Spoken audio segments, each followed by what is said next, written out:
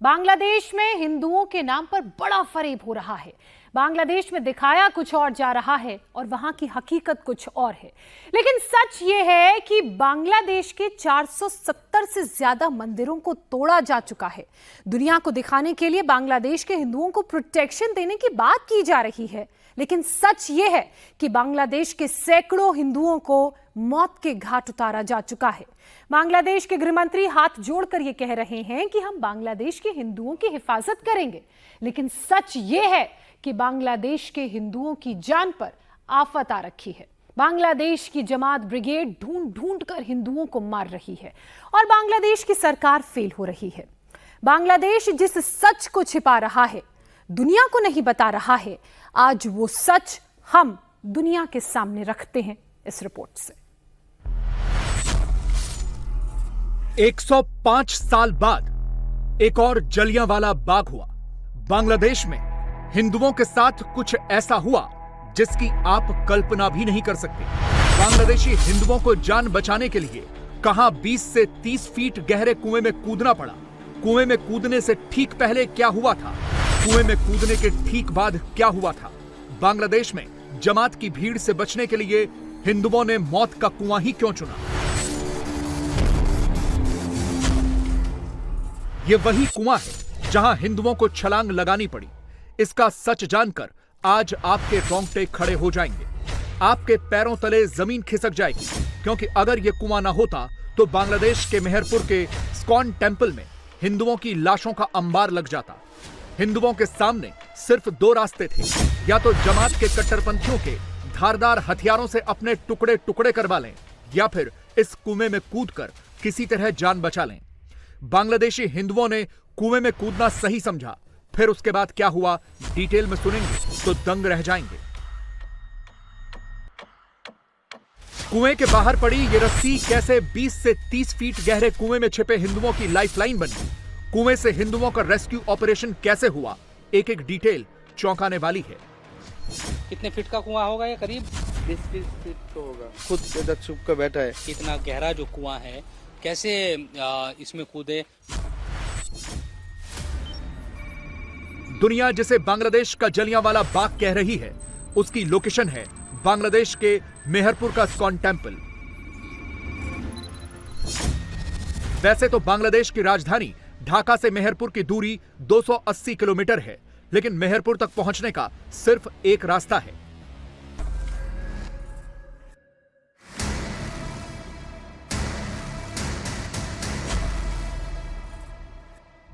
और जब India TV की टीम मेहरपुर के इस्कॉन टेंपल पहुंची तो वहां कट्टरपंथी जमात के तांडव के बाद की ये तस्वीरें बता रही थीं कि बांग्लादेशी हिंदुओं ने उस वक्त क्या क्या झेला होगा। मंदिर के अंदर कुछ भी नहीं बचा, सब कुछ कट्टरपंथियों के हमले की भेंट चढ़ चुका है। इसकी डिटेल आगे देंगे। पहले इस्कॉन टेंपल में बने उस कुएं की बात करते हैं जिसे बांग्लादेश का जलियांवाला बाग कहा जा रहा है। हम इस वक्त बांग्लादेश के मेहरपुर इलाके में मौजूद है। ये वो इलाका है जहां पर अल्पसंख्यक हिंदू सबसे ज्यादा हिंसा से प्रभावित है। इस्कॉन मंदिर को पूरी तरह से जला दिया गया, उसके बाहर ही हम इस वक्त खड़े हैं और यहाँ पर एक कुआं है जहां कूदकर भी कुछ लोगों ने जान बचाई। मैं अपने कैमरा पर्सन फरमान से कहूंगा कि उस कुएं की तस्वीर दिखाए और देखें कि आप कितना गहरा एक कुआं है, किस तरह के हालात उस वक्त थे। जो मौके पर मौजूद पंडित थे इस मंदिर के, उन्हीं से बात करते हैं। वो इस पूरी जो भी घटना है उसको बताएंगे। आप बताएं पंडित जी कि क्या हुआ था उस वक्त, क्या चीजें थी? 5 अगस्त में सरकार गिरने के बाद हमारा मंदिर पर अटैक हुआ था। उस समय हमारा मंदिर पर 16 आदमी जो महिला और शिशु भी थे उसके साथ, जो हम इधर से भागने में जो बहुत सारे भक्त बाहर कोशिश किया और जो बाहर नहीं भाग नहीं पाया वो कुएं पर कूद कर आत्मरक्षा के लिए कूद गया था। फिर हम लोग आया, जो इस आप देख रहे इस रस्सी से माध्यम से जो जगन्नाथ के रथ यात्रा का रस्सी है, ये रस्सा जो है फिर वो डाला गया और उनको निकाला गया। इसके बाद हम उनको रेस्क्यू किया। थोड़ा जो चोट आया हम मेडिकल कर। ये तो बहुत गहरा है, इसमें तो बहुत ज्यादा जाहिर सी बात है कि इतना गहरा जो कुआं है कैसे इसमें कूदे? एकमात्र यही रास्ता बचा था जान बचाने का? हाँ हाँ हाँ, क्योंकि सबसे हमारा भाग्य है कि इधर थोड़ा सा पानी है, इसलिए अंदर पानी था, इसलिए कुछ किसी का कुछ नहीं हुआ। जब पानी नहीं हुआ तो उनको भी चोट, बहुत गहरी चोट आता था। लेकिन कुएं में छलांग लगाने से लेकर हिंदुओं के रेस्क्यू किए जाने के बीच का घटनाक्रम भी दिल दहला देने वाला है। उसकी मिनट टू मिनट डिटेल चौंका देने वाली है। इस वक्त भी कुएं में दो चीजें साफ साफ दिख रही हैं, एक छाता और छाते के नीचे टिन की एक चादर। कट्टरपंथियों के हमले के वक्त कुएं में कूदने वाले हिंदू अपने साथ टीन की ये चादर लेकर कूदे थे ताकि कुएं में वो पानी के नीचे छिपे रहें और दंगाइयों को भनक तक न लगे। हिंदुओं ने कुएं के पानी में टीन की चादर अपने ऊपर ऐसी लगाई ताकि किसी दंगाई को उनकी आंख भी न दिखे। हिंदुओं के पास कुएं के पानी में टीन की चादर के नीचे सिर्फ इतनी जगह थी ताकि वो नाक से सांस ले सकें और जमातियों को लगे कि कुएं में कोई नहीं है। मंदिर के कुएं में छिपे हिंदुओं ने इस तरह अपनी जान बचाई और फिर कई घंटों तक रेस्क्यू का इंतजार करते रहे। कुएं से हिंदुओं का रेस्क्यू इसी रस्सी की बदौलत हुआ। कैसे हुआ, अब ये सुनिए। ये अभी तो यहाँ पर फरमान आप दिखाएं कि ये छाता है, इसके नीचे एक लकड़ी का एक जो गत्ता टाइप वो लगा हुआ है, लेकिन उसके नीचे पानी है। तो उस वक्त जब ये घटना हुई तो गत्ता नहीं लगाया था आपने, पानी नीचे है। हाँ हाँ हाँ हाँ, और उनकी जान बच गए, क्योंकि वो ऐसा करके मैंने लाभ झाँप दिया था, इसमें छलांग ले दिया, इसलिए उनको कुछ नहीं हुआ। पानी में पड़ने से उनके ज्यादा चोट नहीं आया, नहीं तो उधर कुछ न कुछ हो, बहुत गंभीर। कितनी देर के बाद उनको निकाला गया? लगभग हम तो आया था इधर आग लगाने से लगभग 4-5 घंटे के बाद आया हम लोग। 4-5 घंटे कुएं में रहे? हाँ, क्योंकि वो लोग कुछ बात नहीं कर रहे कि कौन आ रहे कौन जा रहे, कोई हमारा आदमी कोई बाहर का आदमी, कोई कुछ समझ, इसलिए खुद इधर छुप के बैठा है।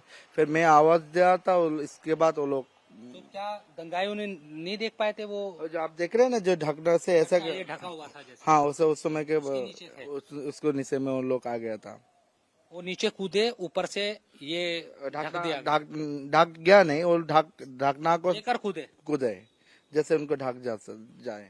छाता और ये लकड़ी का जो टीन का है। हाँ। अच्छा, इसको लगाकर इसके नीचे वो बैठ गए। हाँ। फिर आप लोग आए, आपने आवाज लगाई, उनको बाहर निकाला गया। जैसे मुक्ति युद्ध में 71 साल में हुआ था, ऐसा भी पुनराय इस तरह का हमारा मंदिर पे भी हुआ। देखिए किस तरह के हालात रहे होंगे, बड़े भयावह हालात है। और जो घटना बताई है पंडित जी ने वो वाकई बहुत ज्यादा डरावनी भी है कि हमला होता है और मंदिर को तो पूरी तरह जला ही दिया जाता है। 16 लोग थे उस वक्त, उनमें से कुछ लोग अपनी जान बचाने के लिए कुएं में कूद गए। उन्हें अंदाजा था इस बात का कि 500 से ज्यादा जो लोगों की भीड़ है वो यहाँ पर आई है, तो बचाने के लिए किसी न किसी तरह से उन्हें खुद ही अपनी कोशिश करनी होगी खुद बचने के लिए। तो इसीलिए वो इतने गहरे कुएं में यहाँ पर कूद गए, पानी में उनकी जान बची। और फरमान दिखाए कि रस्सा, इससे ही इन लोगों को बाद में निकाला गया कुएं से और तब जाकर इन लोगों की यहाँ पर जान बची।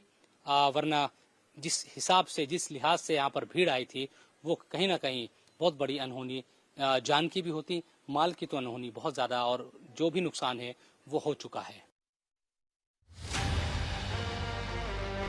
ये बांग्लादेश की अंतरिम सरकार के मुखिया मोहम्मद यूनुस हैं,